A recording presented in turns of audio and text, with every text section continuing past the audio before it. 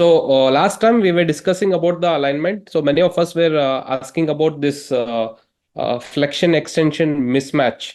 Okay, that was the right time to put up those questions because we were about to go to the further individual cases for where what to do for the varus knees, valgus knees, hyperextension knee, fixed flexion deformity. So before moving on to that, we have to understand what the bone thinks we can adjust. Okay, what the bone thinks we can adjust and how we can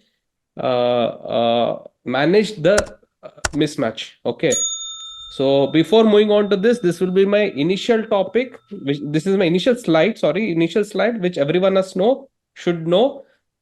So never forget this four principles why we do a TKR. The first is alignment, second is restoration of the joint line,